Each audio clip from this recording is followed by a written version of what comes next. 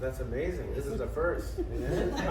Yes, it is. It's not interactive though, Josh. So behave yourself.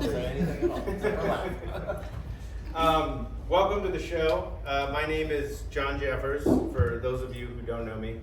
I'm not an actor. I'm not a comedian. I work in software development. And yet I'm here on stage doing this show, probably because I'm having a midlife crisis. It's serious, don't laugh. No, but seriously, I'm really happy to have all of you here tonight. I'm really excited. I'm a little bit nervous. This is the last show. I've done 3. They've all been interesting and different. But one of the reasons I wanted to do this is because it fucking terrifies me. And I wanted to lean into that. I really wanted to sort of face my fear and do something that was outside of my comfort zone. Because the story that I'm going to tell you tonight is one that I felt very conflicted for the last 25 years about. And it's interesting because I have always loved to tell stories. Welcome. It's a big part of the way that I share my values, my sense of humor, what I like. And this story, in many ways, I've been hiding and hiding from. So, 25 years ago, I find myself on the side stage of the Tonight Show with Jay Leno, and I can't feel my face. It's totally gone. I have like this intense, nervous energy running through my entire body, and somehow, through the ringing in my ears, I can hear Jay Leno tell the audience that I'm a real guy. Not an actor, not a phony, but a real guy. But the only thing is, Jay's wrong about that. I'm not a real guy. At least I'm not the guy that I've been pretending to be. And so Jay says, "Ladies and gentlemen, please welcome Jan Jakobsen." And I, John Jeffers, walk out on the stage. And I'm hit with these lights and the sounds of the band and the crowd. And I walk up to Jay and he says, "Jan, how you doing?" And I say, "I'm doing cool, Jay." And he says, "Are you having a fun time in America?" And I say, "Oh, yes, this is a good time." And Jay says, but why are you here, Jan? What are you doing here?" And so that's a good question. And to answer it, we have to go back. So when I was 11 years old, my mom and I moved in the middle of the school year from North Carolina to Los Angeles. And I went from a Waldorf school that was like in the woods in rural North Carolina to a public school in Calabasas, California, which is in like Los Angeles County. And I fucking cried every single day for the first week. Because I had left behind like everything I knew. My older brother Spencer, who was in college at the time, all of my friends, and my classmates at the Waldorf school who I'd been with since like first grade. And so I was having a really difficult time. And the teacher, Ms. Rocco, came up with this strategy to try and comfort me, which was that they would take me for walks like a puppy dog. Give them some fresh air and some sunshine and they'll be okay. And so different kids would volunteer to take me out. But the thing was that these kids were not good kids, right? They didn't want to be in class. That was the deal. And so they realized that if they took the weird Waldorf kid for a walk, they could get outside themselves for a little while. And so one day, I think it was Friday, I was trying desperately not to cry. I was like, "You can make it. Today's the day that you're going to do it." But I can feel these emotions like welling up in me. And I don't have the adult skill set of just being able to like suppress them down inside. And so I lose it. I start crying. And this kid, Miguel, asked Miss Rocco if he can take me for a walk. And so we go outside, and we're walking around these like asphalt basketball courts that are like surrounded in chain link fencing. The Waldorf school was like in the woods. We went on gnome hunts. Half the fucking kids had pictures of their like family's Indian guru hanging in the living room. And so this place to me felt like a jail for children, pretty much. And Miguel, he felt like very hard for a 5th grader, right?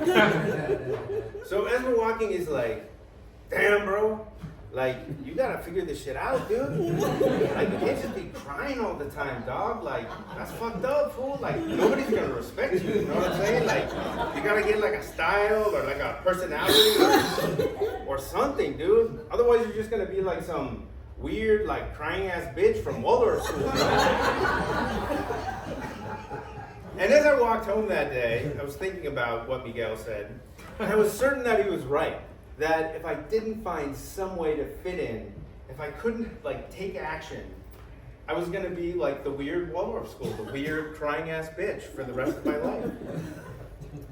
And so I went through middle school, thinking of Miguel's advice, trying different things, but nothing seemed to work. Like I had this fear that would hold me back. Like anytime I wanted to talk to one of the cool kids, or I wanted to talk to a girl I liked, I'd hear his voice like, nah, fool, you're too weird, bro. They're not gonna like you, Waldorf.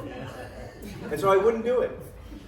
So high school rolls around, and I sign up for this theater class because it was like an easy A. And this class was more like an improv class than a theater class. And there was all these kids that were like really good at doing characters. They were good at playing like these improv games. And I wanted to get up and do it, but still there was like this fear holding me back.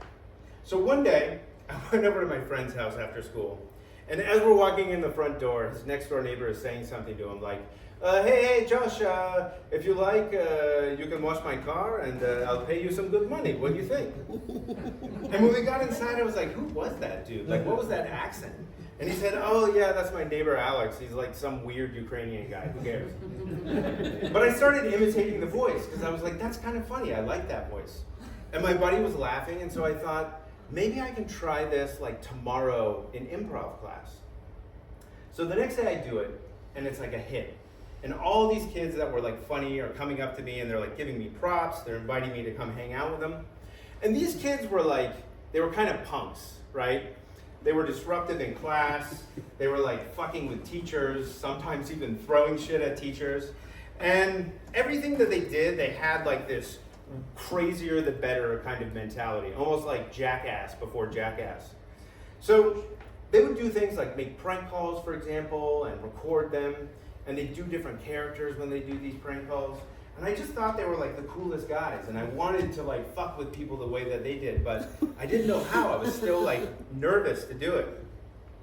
So one day, we're at the mall, and we're sitting in the food court, and there's like this group of girls within earshot of our table.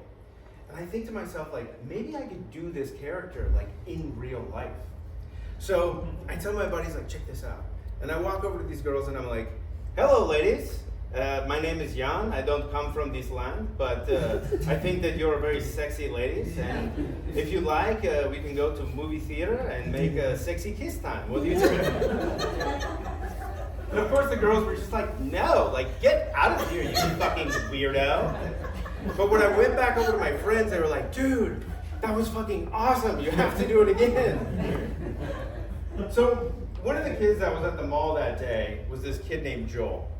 And Joel wasn't exactly like the other guys, right? He wasn't being disruptive in class. He was like a good student.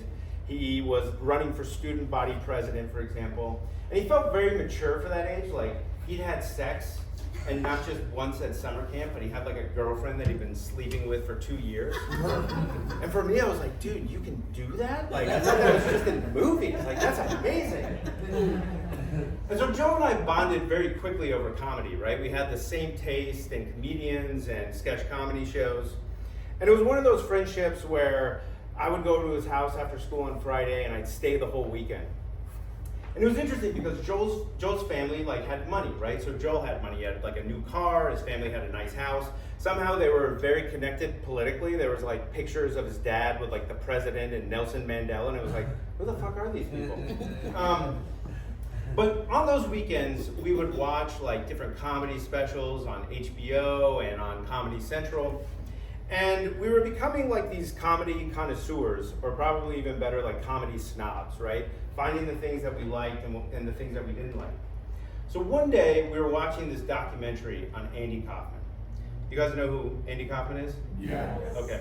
Well, that wasn't a resounding yes. So, Andy Kaufman in the 1970s, for those of you who don't know, was like this very avant-garde comedian, right? He was doing all sorts of wild pranks and characters. And there was this level of commitment that he had that was really remarkable, because oftentimes people who knew him very well didn't even know whether he had lost his mind or whether this was just like a prank and he was fucking with people. And Joe and I were fascinated by this because it seemed like an art form, right? He was distorting the lines between what was real and what wasn't. And so I started to think like, well, that character that I did that day in the mall, that was kind of like the junior varsity version of like Andy Kaufman. And so I felt very inspired to like do this more. So I started doing this character all the time. I do it at the mall, I do it at Knott's Berry Farm, at Denny's at 1 o'clock in the morning after a party. And oftentimes Joel was there like egging me on to do it, right? We actually did it so much that we turned it into a verb, which was to Euro, right? This character, Jan, was the Euro, and so I would Euro people as Jan. So I was having the most fun that I'd ever had in my life. It was amazing. It was like I really fit in. I had this great group of friends. I had this best friend, and I felt like this is incredible. I just wanted to go on forever. But my senior year, the guidance counselor calls me into her office, and she says, if you don't get your grades up in 2 different classes, you're not going to graduate. And later that week, Joel gets accepted to the University of Wisconsin. And I was kind of like, what did I miss here? Like, I want to go to college too, but I clearly don't have the grades to do this. Like, what am I going to do after high school? And so I went home that day feeling kind of bummed out. And my mom was there with this woman, and I was sort of telling them what was going on.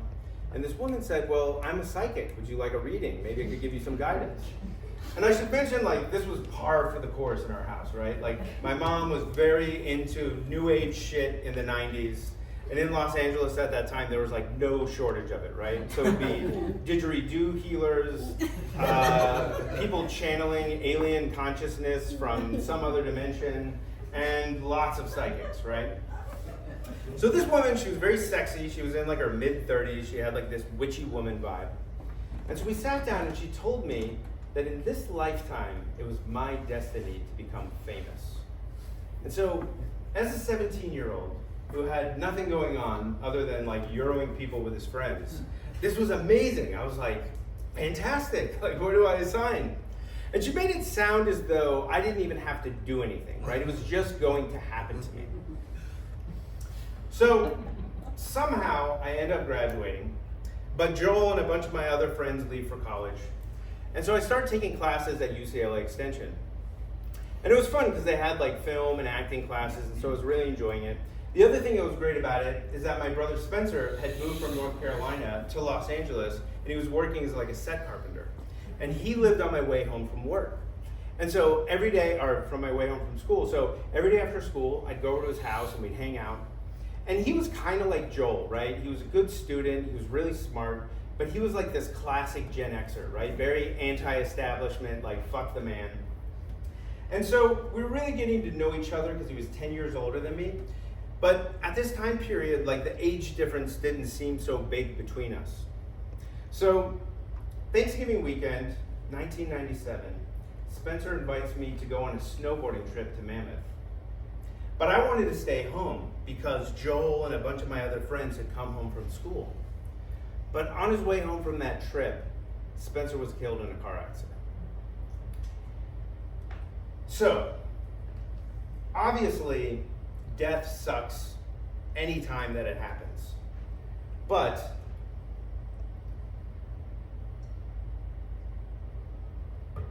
for me at that age, just sort of going out into the world, it felt like total chaos. Because my mom was a mess now. She was just devastated. And I was the only child. And I knew that I was supposed to be sad, but the reality was that I was really fucking angry. And I was angry at Spencer because I felt like he abandoned me.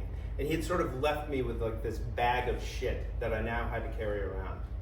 And the thing that I felt at the time was like, you don't lose the title of the kid with the dead brother very quickly. In fact, you might end up doing a one-man show about it 30 years after it happened.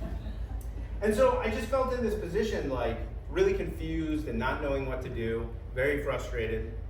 And so after Spencer's memorial service, my mom told me that she knew that somehow I was gonna turn this into like a catalyst, like a growth point in my life where I could go forward and this would end up being like something positive.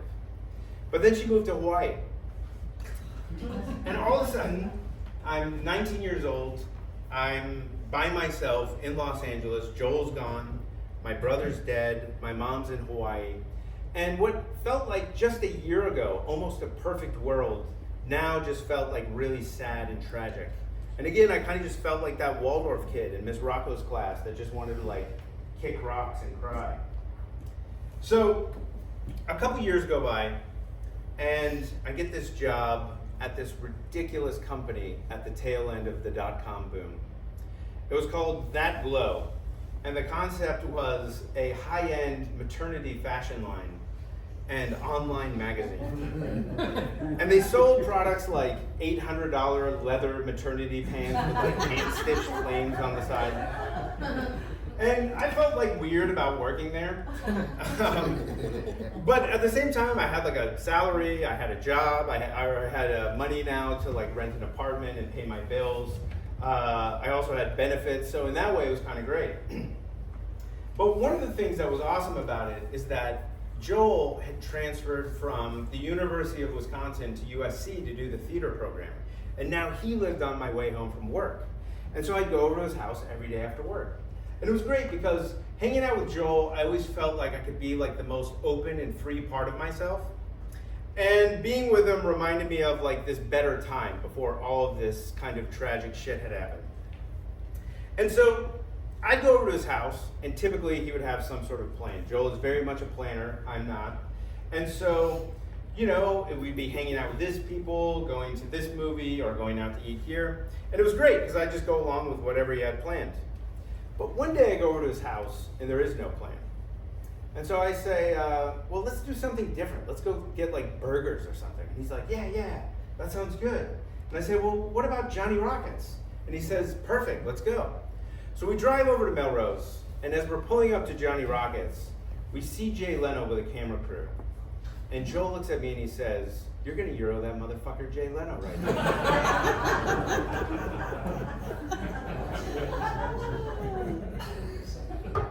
So we park the car. Joe goes to talk to a producer, and I'm fucking nervous, right? Because this is a big pivot from going to get hamburgers to now like talking with Jay Leno. And the bit that they were shooting that day was called jaywalking, right? It was like this man on the street bit where Jay Leno kind of like messes with these civilians that he finds on the street. And Joe and I are comedy snobs, right? So for us, this was kind of like a bit basic and gaggy, because Jay's this professional comedian, he's got a camera crew, and he's just fucking with normal people. And so we understood the history of the Tonight Show to a certain extent, but we definitely were not fans of the Tonight Show with Jay Leno or with Jay Leno. So I'm watching Joel talk to one of the producers, and I'm sitting there thinking to myself, like, you know, maybe they're not gonna wanna do this and we'll just be able to go get some food, and that would really be better because I'm kinda hungry. But as he's walking back over to me, I can tell by this like shit-eating grin that he's got on his face that we're in, right? And so he walks up to me and he's like, dude, I told the producers that like, you're a real character, you're my cousin, you're visiting from the Ukraine, and they bumped you to the front of the line. You're gonna talk to Jay like right now. And all of a sudden, Miguel's voice pops into my head, and he's like, damn, Waldorf, like Jay Leno's a professional comedian, fool. You think you could pull this shit off? We're gonna see, bro. But as soon as I slip into character as Jan, that voice just kind of fades away. And so I walk up to Jay, the sun is setting on Melrose, and he just says like, hey, how you doing? And then we just stand there and he doesn't say anything, right? Because the cameraman is putting like a light on the camera. And so finally, after what feels like an eternity, the cameraman flips up the camera and he says, ready when you are, Jay. And Jay says, hi, what is your name? And I say, it's Jan. And he says, and you're from the Ukraine. You have the strong chin of the Ukraine. And I say, yes, we could be brothers, Jay. And he says, yes, brothers of the Ukrainian chain. So he drops his fake accent, but I keep mine. And he starts asking me questions about like marriage customs in the Ukraine. And I feel like I'm handling my own, right? With each question, I'm getting more and more confident. And then finally he says, well, you want to marry like a Ukrainian girl or you want to marry an American girl? And I say, I think I'd like to marry like Pamela Anderson. And Jay says, okay, we'll take the microphone. The camera's Pamela. Go ahead and propose. And so I say, I think that you're a very sexy lady. And one day, if you'll decide to marry me, I will treat you nice and we can make babies. And Jay goes, that was great, nice job. Now do it in Ukrainian. And I'm like, fuck, dude. Like, what the fuck? So I'm sort of thinking, like, what do I do here? And part of me thinks, like, well, I could just say, like, yeah, Jay, I'm not actually Ukrainian. And that might be, like, funny enough to still get on the air. So I take the microphone and I look into the camera and I say, Yashko taritz mine, jabuli stay, ispioda di sexy, jabuli stay babies. And Jay goes, great, thanks so much, that was fantastic. And for whatever reason, probably because I'm like jacked up that I just pulled off the fake Ukrainian, I think I'm gonna go for bonus points, right? Because Joe will really crack up if I do something crazy. So I look at Jay and I say, brothers, right, Jay? Brothers of the chin. And I grab my chin, and then I look at Jay, and I just grab his giant chin and wiggle it back and forth. So they stop shooting, and a producer comes up, and they give me like a release form. And they're like, yeah, we just need you to sign your name. And so I'm like, I said my name was Jan, but I don't have a fucking last name for this character. Like, what do I put? And so I'm sort of thinking, like, what's a European sounding name? So I just think, like, fuck it, Jakobsen. That sounds European and I can spell it, so I'll put that down. So the producers told us that if the bit airs, it will be on Thursday night. So Thursday night, I go over to Joel's house. We literally pop in a VHS tape into the VCR and push record. And jaywalking comes on, right? And Jay's asking people about marriage. And so we're thinking like, all right, great, this is the night. So one guy's on, and then another guy's on, and another guy, and I think like, well, it's probably not gonna make it, right? They probably had like a Ukrainian video editor or something. He's like, this is not Ukrainian, he's just saying nonsense. And then all of a sudden, there's Jan, right? And from the moment he's on until the segment finishes, they end up featuring him. And it actually ends with me grabbing Jay's chin. And so Joel and I are like jumping up and down. We're thrilled. We know that our friends are gonna love this. This is gonna make us like legends. And so I go home and I'm feeling great. And when I get home, there's a message on my answering machine from Joel. And he's like, dude, come over tomorrow. I wanna talk to you about something. So I'm like, okay, I wonder what that's about. So the next day I go over to Joel's house and he's like, I was thinking about the Tonight Show thing. Excuse me, it's very important. My heart rate's at like 190.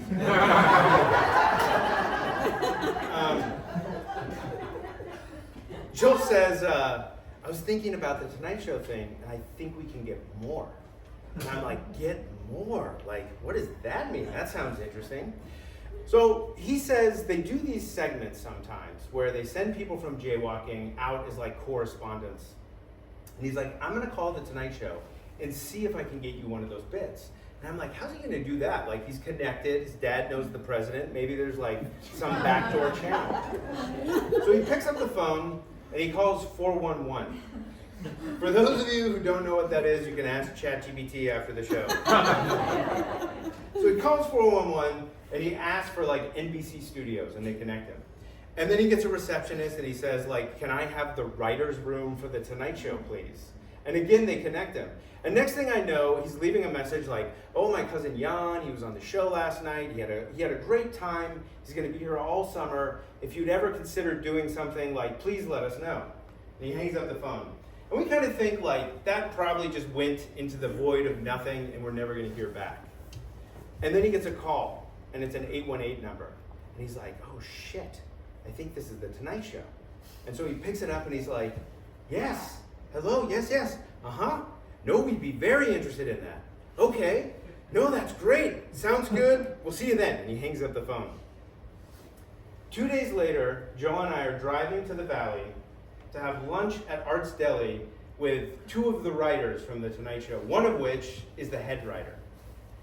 And so, Joel's in school full-time, I'm working full-time, and so on this car ride, we're just trying to get like our story straight, because we haven't thought about this at all.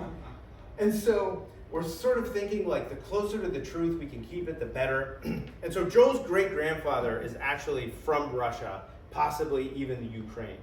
And so we come up with this idea of like, okay, we're long lost cousins from the Ukraine, through the miracle of the internet, we somehow found each other. And if we just stick to that story, like, we have a fighting chance. But at the same time, we understand that this is going to be like an hour with professional comedians having lunch, and that there's a good chance that somehow we're going to fucking blow this thing. So we pull up to Art's Deli, we get out of the car, and again, I'm like kind of nervous. I can tell Joel is too. And we walk into the deli, and we see one of the writers who was on the jaywalking shoot, and he's sort of like enthusiastically like waving to us from a booth. So we walk over and we meet Joe, who's the head writer, and Dave. And Joe's this very polite guy, probably in his mid-50s. He's very laid back. Dave is younger and he's super excited. You can tell that maybe this is like his pet project that he's been pitching.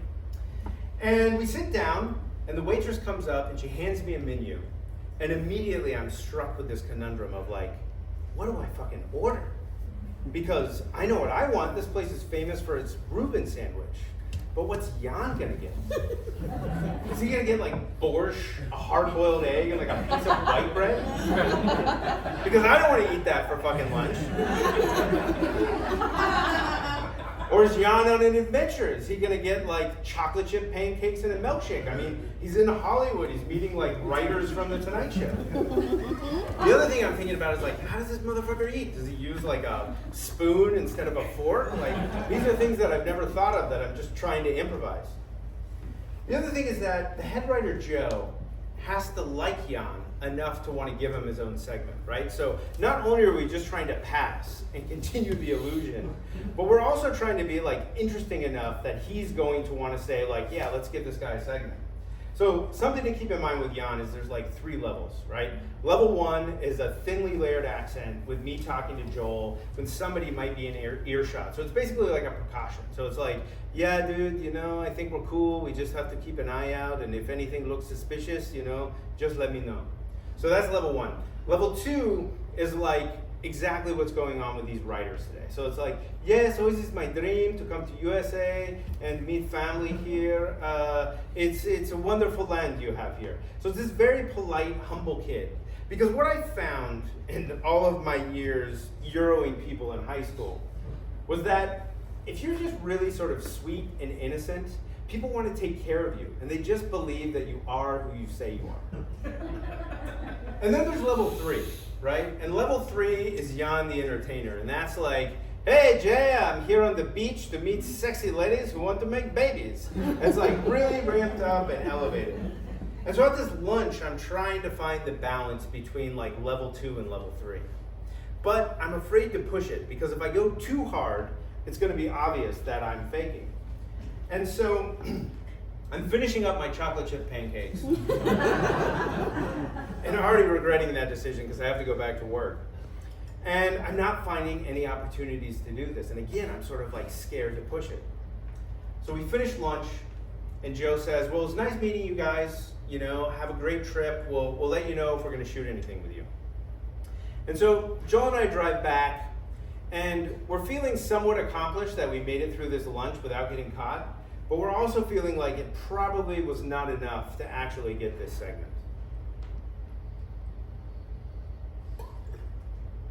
I just get so thirsty. So I'm at work, and it's been a couple weeks. I haven't heard anything, and I just figured like, they didn't want to do anything, but we've still got like this amazing jaywalking tape, so that's awesome. And then I get a call from Joel, and he's like, dude, are you ready for this? I'm like, ready for what? What's up, man? He's like, I heard from the Tonight Show, bro. I'm like, okay, what's up? He said, they want to send Jan to the MTV Beach House in San Diego to pick up chicks. And so Joel and I are cracking up, right? Because for our purposes, there's like no better outcome than this, right? So we realize that going down there's going to be like many things out of our control. But the things that we can control are, one, that from the moment that we're in like San Diego County, I'm going to be in level 2 Jan until we're driving back up the 5 the next day, right? The other thing that we can control is Jan's outfit. So we get this like Hawaiian t-shirt these short running shorts, these like European style hiking boots, and then we buy like a Speedo for good measure. And so we start driving down the coast, right? And we're talking about how incredible it'll be if we can pull this prank off, right? Like, this has the potential to be an Andy Kaufman level prank. And as we're kind of chatting about this, we realize that there's almost like this metaphorical wave that's forming, right? And we're enthusiastically paddling into it, but also realizing just how big it's going to be, and it's both exciting and terrifying at the same time.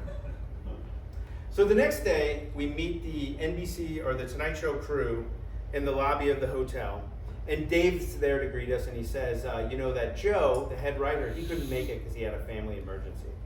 And he's been replaced by this guy, Jack, right? And Jack is kind of like the quintessential 80s stand-up comedian. You can literally find like YouTube videos of him doing stand-up on the Johnny Carson show with like a t-shirt, a blazer with the sleeves rolled up, like doing dick jokes, basically. And he's kind of got like this fuck you, like Jersey attitude.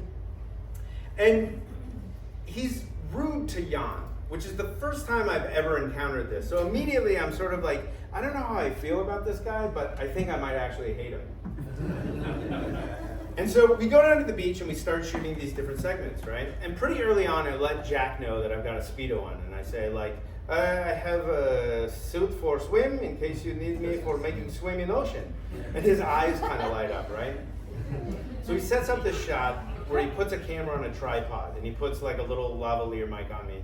And he tells me to go up to these girls who don't know that they're being filmed. And so I walk up to these girls and I'm like, hello ladies, you need someone to put suntan lotion on you? And they're like, yeah, we're okay. And I'm like, you're very sexy ladies. And they say like, thanks, I guess. And so I say, I am making a movie film with Tonight Show with Jay Leno. And always is my dream to run down beach with beautiful ladies and play Baywatch. So if you come with me, they will make it go in slow motion and I will be David Hasselhoff. And the next thing I know, there's Jan in his fucking Speedo, running down the beach in San Diego with 5 girls in bikinis, like living his Euro fantasy. And for me, John, I'm conflicted, right? Because I'm in a fucking Speedo on TV, like my balls are hanging out in the sunshine. But Jan doesn't give a fuck, he's having the time of his life. And so I'm sort of starting to feel like, is this dude taking over? Am I like losing control to Jan right now?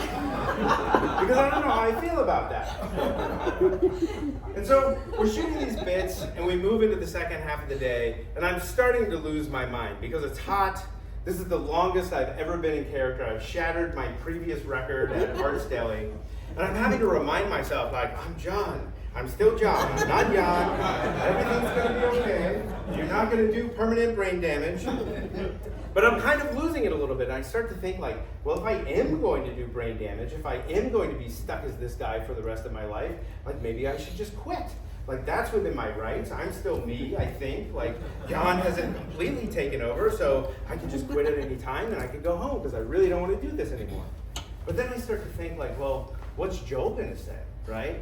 Like, Joel's not going to be happy if I quit. He's invested in this. What about Jan? I mean, Jan is living. He's fully fucking realized. Like, I can't take that away from poor Jan. But as we continue to shoot, Jack is becoming more and more relentless. Like, he's just dead set on squeezing all of the juice out of Jan. And so he's like, Jan, go up to those girls. Jan, go up to those girls. Jan, do this. Jan, do that. And I go up to Joel, and in level 1, I'm like, dude, I'm gonna fucking kill this guy. Like, I can't take this anymore. And Joel kind of like grabs my face, and he's like, look, motherfucker, I get it. He's a fucking douchebag, okay? But here's the thing. Don't lose sight of the goal, right? If you just buckle down and do another hour of this, we have like an all-time great prank in the can, motherfucker. So keep your eyes on the prize. And I'm like, okay, Joel's right. Joel knows. That's true. Think about the prank. Just do the prank. So I dig down deep and do another hour.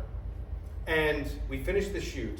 And Joel and I, exhausted but elated, drive back up to LA enthusiastically because we feel like we've just pulled off like the greatest fucking prank of our lives.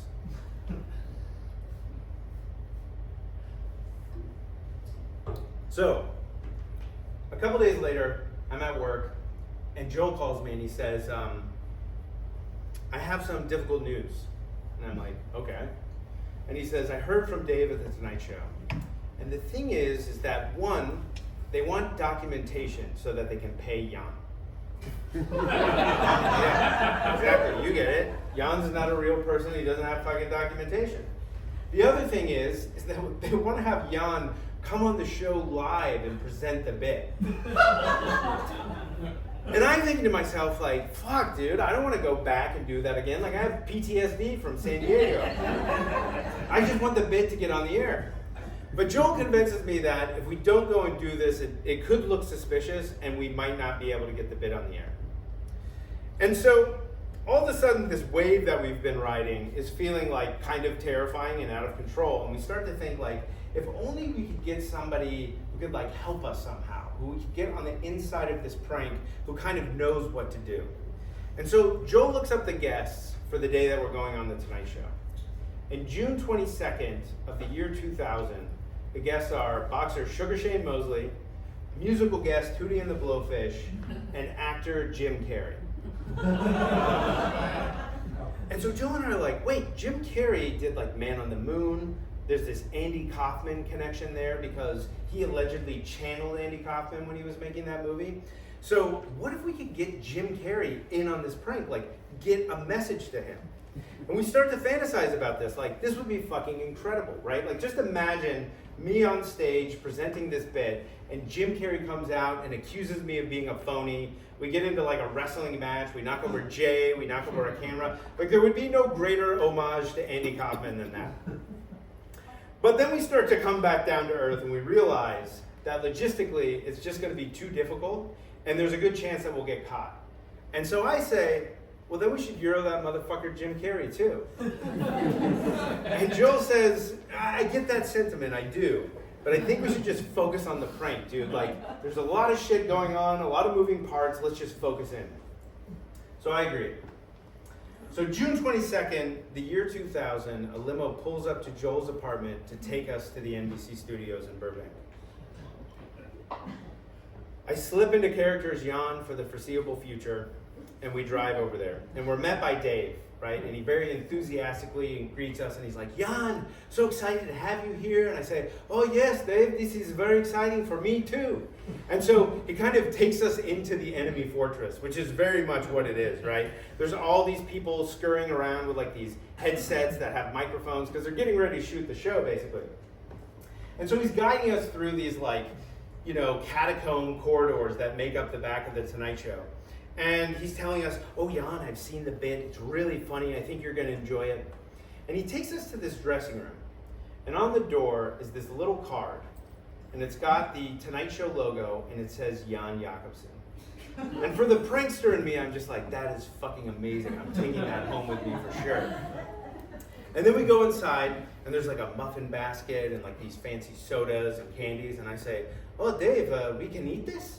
And he says, oh yes, Jan, this is all for you. And so all of a sudden I blurt out, Dave, do you think we can meet Jim Carrey? And Dave goes, well, Jan, you know, sometimes these stars, they have very busy schedules. I'm not sure, but we'll see what we can do. And he leaves. And Joel looks at me and he's like, what the fuck are you doing, motherfucker? We talked about this, dude. We're not going after Jim Carrey. And I'm like, no, dude, I think we should. I think we should do it. And as we're kind of arguing back and forth, there's a knock at the door. And we say, come in. And Jay Leno sticks his giant head through the door. He's like, hey guys, hey, what's good? What's going on? Good to see you. Now, for whatever reason, like as stupid as it sounds, Joel and I never thought in a million years that we'd be alone in a dressing room with Jay Leno. And so he sits down, and Jay Leno's face is fucking terrifying, okay? It's huge, his chin is like 10 times bigger than it looks on TV. He's like a fucking cartoon character, basically. And so he starts asking these questions like, you know, Jan, is your family, are they gonna watch the show? I mean, do they get the show in the Ukraine? Are they gonna watch? And I don't fucking know, I haven't done any research. And so I'm kind of panicking, right? Because I'm also thinking like at any moment, this dude could just say like, now do it in Ukrainian, right? And regardless of what Joel and I think of Jay as like comedy snobs, so like he's king shit around here, right? Like he was a big deal. And so all of a sudden I just blurt out, Jay, is it true that you have many motorcycles? And Jay goes, oh yeah. I got like Steve McQueen's bike from The Great Escape. I got like this Harley that's like 1 of 2 Harleys in the world. I got this other one that's like a jet bike. I got one that could be like a jet ski and go on the water. And he keeps like rattling off like every single fucking motorcycle. And Joel and I are almost shocked, right? Because it's such intense energy. It's like, is this dude on the fucking spectrum or what's going on here? And then he's like, and then I got cars. I got this car, I got this truck, I got this truck that can move rocks. This car runs on like farts. This car runs on like jet fuel. And he keeps going and going and going until finally he's just like, well, I gotta get going. Good to see you guys. We'll see you out there. Have a great show. And he leaves. And Joe and I are sort of just like shocked, right? And we almost look at each other like, is that dude okay? Like, is something wrong? So they start filming the show, right? And so we have this little monitor in our dressing room. And it's weird because it looks just like it does at home, right? But you can hear the band playing, you can hear the audience laughing, so it's like this meta-watching experience.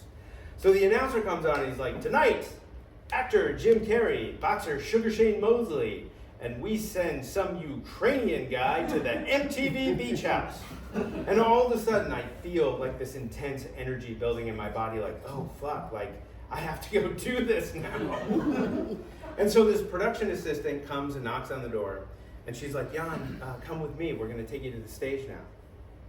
And as I'm following this assistant like down these corridors, this energy is just building up in my body. And so she takes me to the side stage, and all of a sudden I just can't feel my fucking face anymore. And I'm listening to Jay Leno as he tells the audience now this is the thing I love, right? We're out on a jaywalk and we meet this guy, right? And this is a real guy, okay? Not a phony, not an actor, but a real guy. And so he wanted to meet like American girls, so we said, who? We sent him down to the MTV Beach House in San Diego, and here's a look at what he did. And so now I'm watching this bit on the monitor, and it's Jan, right? And I'm watching all the stuff that we did that day, and I find myself like involuntarily lip-syncing everything that I had said, even though I've never seen this before. So it's like a total out-of-body experience at this point. And so the bit ends, and Jay says, ladies and gentlemen, please welcome Jan Jakobsen. And I walk out on the stage, and it's like that wave that I've been riding is now barreling, right? And it's so big and it's so fucking powerful, but it's beautiful and intense and terrifying and magical at the same time. And at the end of the barrel is Jay Leno, and he's just waiting for me clapping, right? And he feels like the end boss in a video game, like the last obstacle that I have to get by to get this fucking crank on here.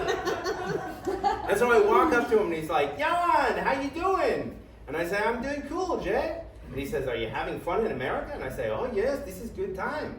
And he says, but what are you doing here, Jan? Why are you here?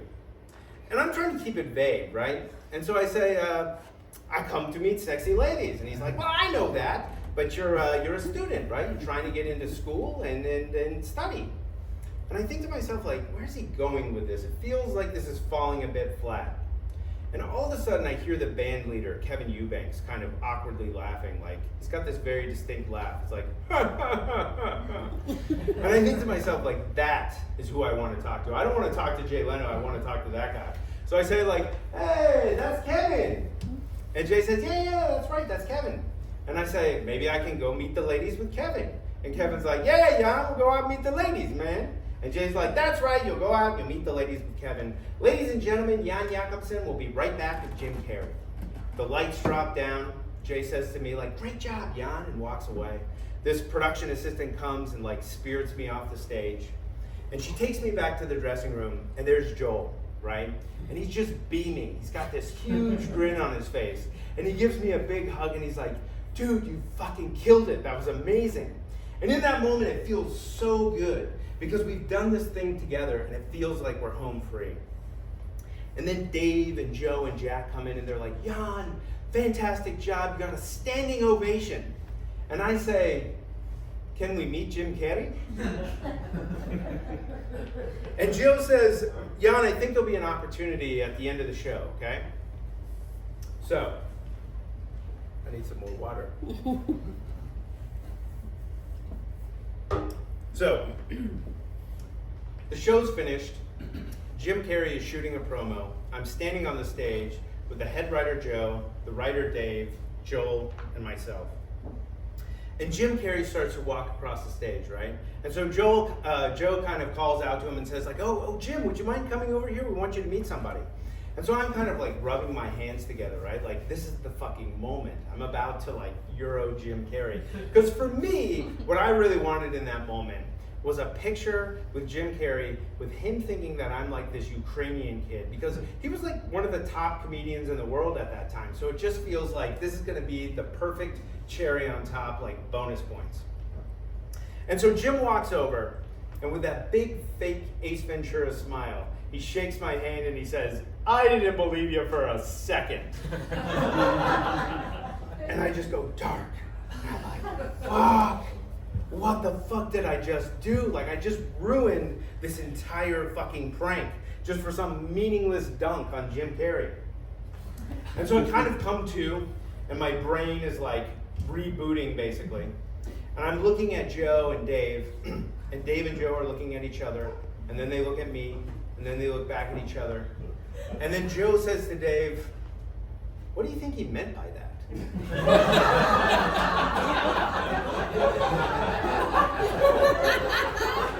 And Dave's like, yeah, I don't know, that was a weird thing to say, right? And then they look back at me, and seeing like this look of horror on my face, they're like, oh, Jan, buddy, I'm so sorry about that. You know, sometimes these stars, they're not who you think they are. You did a great job today. Let's get you back to the dressing room, and then you can go home. And I'm kind of like, how dumb are these motherfuckers?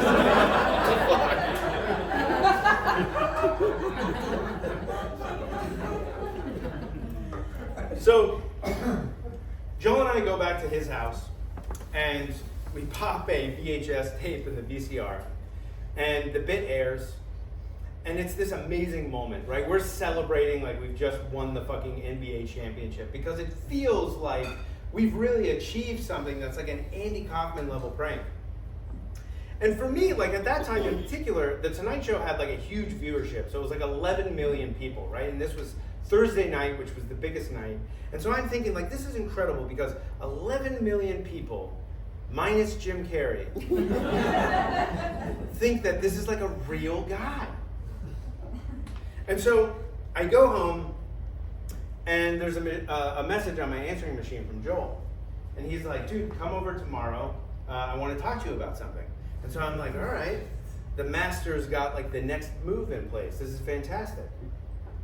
So I go over to his house, and he says, look, man, I've been meaning to tell you this, but it's really difficult. I've decided to be part of a theater company that's going to Edinburgh, Scotland to do the Fringe Festival, and I have to leave in 2 weeks. And I'm like, dude, what the fuck are you talking about right now? Like, this doesn't even make sense. Like, where's Joel and what have you done with him, right?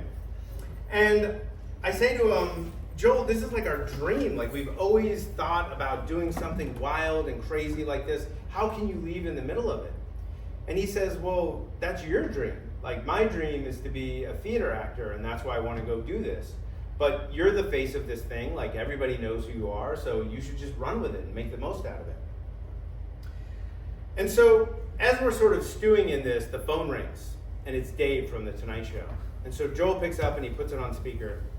And Dave says, hey, Joel, how's it going? Listen, we wanted to have Jan come back on the show because the bit was so successful. We thought it'd be really great to have him back. And Joel's like, well, what do you want to have him do? And Dave, in like a panic, says, let me call you back, and hangs up the phone. And Joel's like, that's fucking weird, dude. Like, normally he's got like a whole plan, like something's up. But of course, I'm in my feelings, right? Because Joel's leaving me, and so I'm kind of like, well, at least they want me, Joel. You might not want me, but they do. So let's hear what they have to say. So Dave calls back, and Joel puts it on speaker, and he says, yeah, we were just thinking Jan could come down and try to pick up chicks who are waiting in line to be audience members. And Joel says, like, okay, well, I guess we'll see you tomorrow then. And he hangs up the phone and he's like, I don't know, dude. Something feels like off about this. So a couple days later, we drive over to the NBC studios, and Dave's there to greet us, but he's acting like a little bit shady now, right? Like there's something off about him. And so he sort of takes us into the like catacombs that make up the Tonight Show. And now the people with the headsets that are scurrying around are like trying to avoid us. And we get to this dressing room, and Dave tells us that he'll be back with a script. And we're sort of like looking around, snooping about, and all of a sudden, in one of those like shitty office foam ceiling tiles, I see this crudely cut out hole and a hidden camera. And we're like, fuck, it's a fucking trap. And then we find another camera, and like a microphone hidden in a candy dish. And as soon as we're like taking this in, there's a knock at the door, right? And it's a producer, and she comes in and she says, did you bring documentation? We're like, no, I can't give you documentation because I'm trying to be student, and if you pay me, this could become complicated. She's like, well, it's a legal issue for us. We really need to pay you. So we're going to have to do something about this, Jan. And then she leaves, and they just let us sit with it, right? And so Joe and I are just in this pressure cooker, kind of cryptically speaking to each other like, well, dude, I don't know what to say. There might be some option here, but I'm not sure what it is. And then there's another knock at the door. And we say, come in. And Jay Leno sticks his giant fucking head through the door. And, hey guys, hey, what's good? What's going on? Good to see you. And he sits down and he says, you know, did they tell you about the Gorbachev thing? And I say, no, what's this? And he says, well, you know, Gorbachev's been wanting to come on the show, but he doesn't speak English. He speaks Russian. So we were thinking maybe you could be his translator. Now, obviously, we've seen the camera. They've seen us see the camera. So he's clearly fucking with me. And I'm like, all right, Jay, you want to get nuts? Let's get nuts, motherfucker. I'm just going to say yes and to whatever he says. And so I look at him and I'm like, oh, yes, no, I speak Russian. It would be a great honor to meet him. And Jay's like, okay, good. Well, you know, we'll let you know the details and good to see you. And he walks out.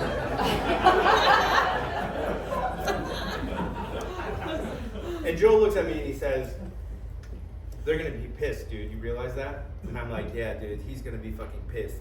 And Joe's like, yeah, they're all going to be pissed. We're going to get our fucking legs broken. You understand that? And then there's another knock at the door. And it's Jay, the head writer Joe, and a little old man. And Jay says, hey, Jan, would you mind coming over here? We want you to meet somebody. And so I walk over, and as I'm looking at this guy, I'm like, fuck, that's a fucking Ukrainian. And I walk up to him, and Jay says, Jan, this is Ernie. He works here. And Ernie says, nice to meet you. I saw your clip on TV, and I understand that you're from the Ukraine. And I say, yes, this is true. And then Ernie says, and I'm like, dude. I can't speak fake Ukrainian to this motherfucker. And so my brain is kind of racing, right? Like, what do I do? And then what pops out of my mouth is, oh, Jay, he must be speaking different Ukraine from me. So I kind of figure with that one, like, maybe I've still got like a puncher's chance. And so Jay says, oh, yeah, that's it. It must be different Ukraine. But I'm thinking, like, what do I do? Should I just, like, punch this guy in the face and say, like, Jay, he insults my family. He's from the other side of the river. We do not get along with these people. And then Jay says, like, well, are you like an actor? Are you a performer? And I look down and I'm thinking, like, do I have any outs here? Is there any other card I can play? Because I've trained myself for so long, like, not to give this up. And part of me also realizes that the moment I do, like, Jan is no longer real. Like, a part of him dies forever. But the other thing is that Joel's leaving, right? And so we have to end this prank. And so I realize that I have to give it up. And for the first time in my real voice, I say, I'm from here. And Jay says, oh, wow. And everybody starts laughing, right? And it's this wild moment because I thought they were going to be pissed, right?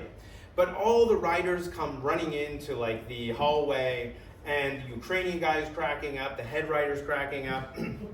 And then they tell us that the idea was to turn this into like a bit for the show. And now it kind of makes sense why they weren't pissed off about it, right? Because they just want the content. And so Joel and I drive home that day, and we're sort of thinking like, well, you know, that was good. Like, it sort of had to end that way. And Joel's saying like, yeah, man, you know, I'm leaving. This was really the only way it could go. And I agreed with him. But in my mind, I was thinking like, Joel's going on to do other things. He's got like this theater career. He's going to Scotland. For me, this was like all I had, and I just really wanted it to keep going on forever.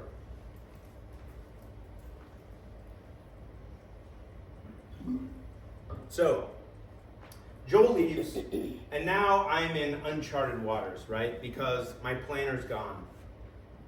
And so I'm sort of trying to figure out what to do. And all these people that I know have seen this now, right? Like, it's aired on television, everybody knows like the story. And so people are coming up to me and they're saying like, oh, this is so incredible, this is like an amazing opportunity for you, like you have to do something with this, you have to like turn it into a career. Other people are saying like, this is your brother somehow helping you from like the other side. And part of me wanted to dismiss that as just like hippie bullshit. But there was also a part of me that liked the idea that somehow the benevolent spirit of my brother was like looking out for me. But the thing is that when I was doing this prank, I knew exactly what my job was, right? Joel knew what his job was, and we worked perfectly as a team. It was like Joel, Jan, and John were like this tripod, right? It was like this stable structure. But now that Joel was gone, I really just didn't know what to do or how to make something out of this. And so I started to have sort of like this internal debate, and there was part of me that was like this careerist that was thinking like, you just have to do whatever it takes to keep this going and to make something out of it. And then there was that part of me that was like a comedy snob. That was like, well, you know, if I do something with this, I want it to be like cool and original, like something that Andy Kaufman would do. And then of course there was that voice that had been coming in for years. And it was like, hey Waldorf, you know what I think, bro? I think you're gonna fuck it up, fool. I think that you're gonna make a fucking disaster out of this and you're gonna end up with nothing, bro. What do you think about that? And so as I'm having like this psychotic episode trying to figure out what to do with my life, I get a call from Dave, and he invites me to come on to the Tonight Show to present this bit. And so again, I'm conflicted because I really like Dave, he's a nice guy, and I want to say yes. But on the other hand, I'm like, this would be the first time that I'm going on TV as myself, as John Jeffers. Do I want to go on the Tonight Show? Do I want to like hang out and be cool with the marks that I was just fucking with? But there's a part of me that just wants this ride, this wave to keep going, sort of decides that the best option is to just go back on the Tonight Show. And so I drive over to NBC Studios by myself, and I'm thinking on the way over, like, well, maybe this will be good, right? Because Jay's probably gonna have me as like a guest on the couch, and I'll be telling him about like how I came up with this crazy character, and I've been doing it since high school. And so I get to NBC Studios, and Dave's there to greet me, and he takes me to this dressing room. And again, there's a card on the door with the Tonight Show logo, but it still says Jan Jakobsen. And I'm like, huh, that's interesting. You'd think that they could like print up a new one. I mean, I'm John Jeffers, what the fuck? And so I walk in, and there's no muffin basket, there's no candies, there's no sodas, and I'm like, what's the deal? Like, Jan gets the red carpet, but I'm just like some dickhead? And so Dave hands me the script, and he says, you know, let me know if you have any questions, and we'll start shooting in about 45 minutes, and he leaves. And I sit down, and I start reading the script, and I realize that I'm not there to be celebrated. I'm not going to be on the couch telling Jay my wild stories of Euroing people in high school, but rather I'm there to be humiliated. They've planned a series of sketches that involve me atoning for my sins against the Tonight Show. And so all of a sudden, I just feel that voice like, you actually thought that you were gonna be a fucking guest on the Tonight Show, you retard? Like, that is for real celebrities. That's for performers, dude. Of course they're gonna humiliate you. You fucked with the establishment. They have to show you and everybody else that you can't do that. And so I actually start shooting these sketches. And they've got me like on the street in a Speedo with a sign that says, honk if I should be banned from the Tonight Show. And then they've got like these central casting mafiosos pretending to break my legs and throw me in the back of a trunk. And as I'm doing, I just feel like shit. I feel like, what would Andy Kaufman think about this? What would Joel think about this? This is just like so pathetic. This is just appealing to the lowest common denominator. And it's really gonna ruin everything that was amazing about the prank to me. And so I realized that I can't do this and that I'm not gonna do this. And so I find Dave and I say, look, man, I'm really sorry to do this to you. I know you guys are about to start filming, but I don't think I can do this. I'm not gonna do this. And he says, oh, well, it'd really be great if you just did because you're putting us in a tough spot. And I say, I know, Dave, I'm really sorry about that, man, but I'm not gonna do it. And then Dave gets Jack, and Jack comes up to me and he's like, what the fuck, man? You're not gonna do it? And I'm like, Jack, I just feel like you're trying to humiliate me, dude. And he's like, well, let me tell you something, Jan. I felt pretty humiliated when you pranked me in front of 11 million people. And I'm like, all right, Jack, I get it. I'm sorry, but I'm just not gonna do it. So Jack has security escort me off the NBC lot.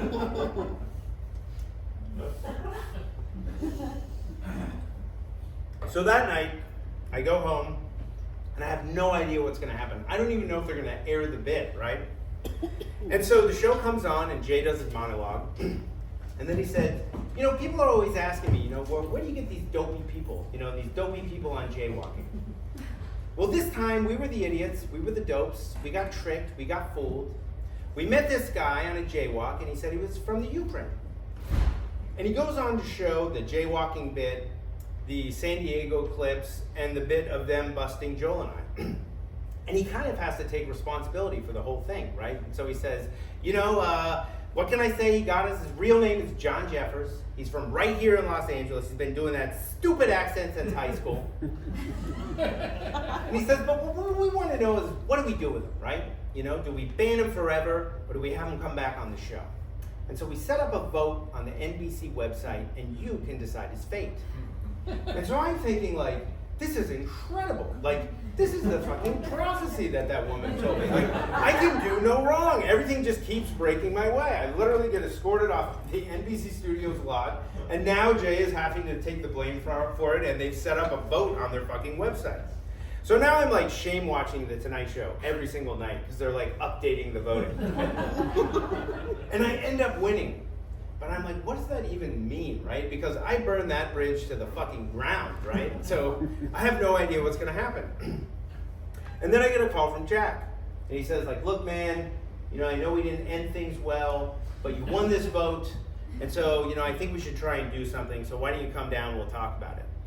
And again, I'm conflicted because this dude just tried to like humiliate me on national television. So I'm like, do I even want to go and have this meeting? But again, I'm so desperate for that wave to just keep carrying me that I think like, well, maybe this is the only way to do it. So I go and meet with Jack and he says like, you know, I know we didn't end things well, but there's like a real opportunity here to continue to shoot segments and get some more content. So I say, well, when we did the hidden camera stuff, right, like where people didn't know they were being filmed, I thought that was really cool and really fun. So if you want to do something like that, I'm up for it. And Jack agrees.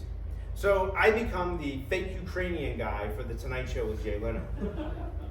And they have me doing these bits like I'm selling beefaroni on a 100-degree day in North Hollywood, or I'm being like a psychic at Universal Studios, like channeling birds. But the thing is that Jack has me wearing this earpiece, right? And he's feeding me lines and giving me direction. And the whole thing for me just feels like a significant downgrade from the prank. Like the prank for me was so raw and original and exciting. And this just kind of feels like I'm part of the establishment now rather than fucking with it.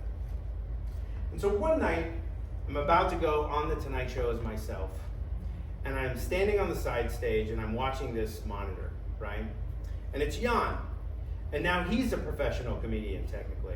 And he's got a camera crew, and he's fucking with civilians.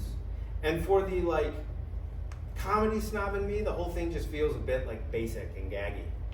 And so Jay says, ladies and gentlemen, please welcome our fake Ukrainian guy, John Jeffers. And I almost begrudgingly walk out onto the stage.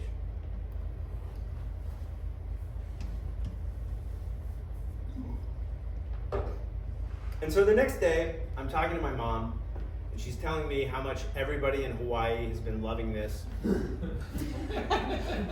I say, Mom, you know, I don't know if I want to do this anymore. I just feel like Jan is such a stupid kind of basic character. I just feel like this whole thing is going to end up leaving me like pigeonholed as just being this Ukrainian guy for the rest of my life. My mom says, well, you should know better than anybody that life is short, and so you shouldn't do things that don't feel good. So a couple weeks later, Joel comes back from Scotland and we go have lunch. And I'm really excited to see him because I missed him so much this whole time. And he's telling me about his trip to Scotland, and I'm telling him about what's been happening on the Tonight Show. And we decide that we're going to take a trip to Europe, like a backpacking trip. Because the company I was working for, thatglow.com, had unsurprisingly gone out of business at the tail end of the .com. The issue was that there just wasn't a high enough demand for those leather pants. And so I call Jack and I tell him, look, I'm going out of town. I'll be gone for like 3 weeks. I'll let you know when I'm back in case you want to shoot something. And so Joel and I go to Europe and we have this great trip, and I get back and I call Jack and I say like, hey, I'm back in town, you know, let me know if you want to shoot something. Because I'm thinking like, I need a job now. Maybe like being on the Tonight Show and doing this thing is going to lead to something greater and more interesting. But a couple days go by and I don't hear anything. And then days turn into weeks. And one night, as I'm shame watching the Tonight Show, I see Howie Mandel doing hidden camera bits. And it dawns on me that I'm never going back on the Tonight Show.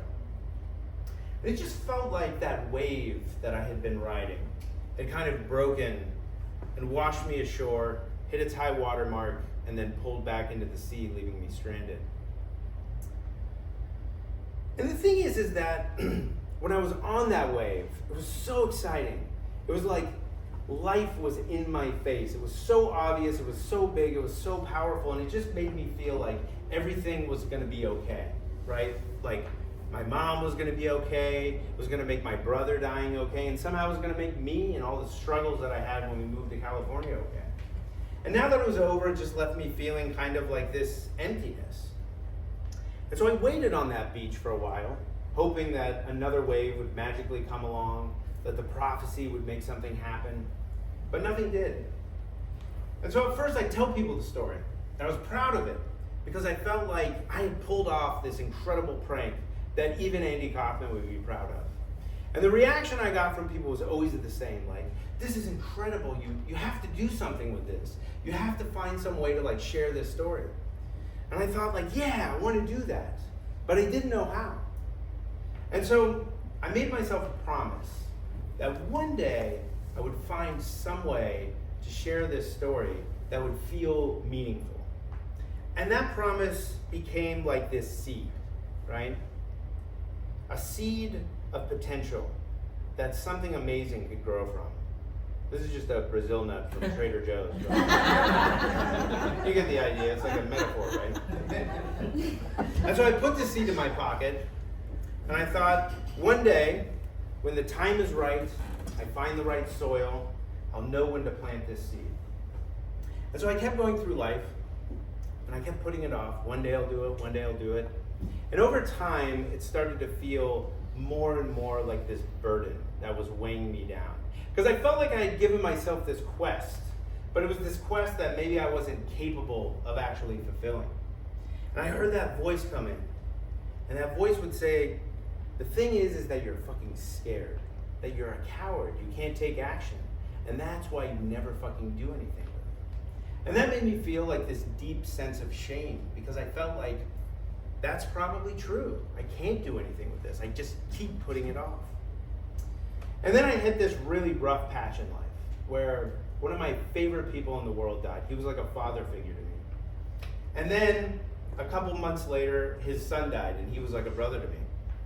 And then I was playing basketball, and my knee exploded, and I had to have this surgery.